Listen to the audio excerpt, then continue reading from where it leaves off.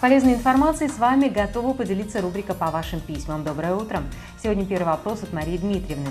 Скажите, пожалуйста, что такое социальное такси, для кого оно предназначено и как работает?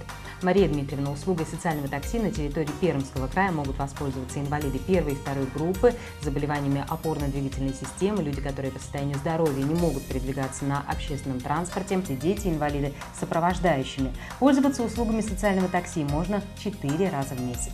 Может воспользоваться данной услугой для поездки в медицинские учреждения, учреждения социальной защиты, в органы местного самоуправления, в администрации, органы, осуществляющие государственную регистрацию недвижимости, к нотариусу, в пенсионные службы, в паспортно-визовые службы и органы судебной власти. При этом сам инвалид оплачивает 30% стоимости проезда.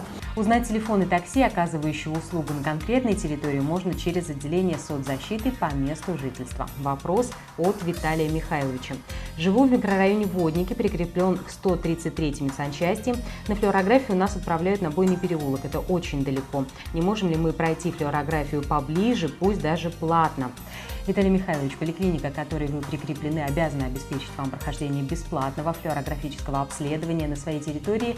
Если, к примеру, оборудование вышло из строя, то на территории другой поликлиники, заключив предварительно с ней договор. Если вас не устраивает та медицинская организация, которая предложена вашей поликлиникой, то вы по своему желанию можете пройти это обследование в любой другой медицинской организации, где эта услуга оказывается, но уже на платной основе. Сразу два вопроса, касающиеся платы за лифт, пришли в адрес редакции. Ольга Леонидовна и Любовь Петровна оказались примерно в одной ситуации.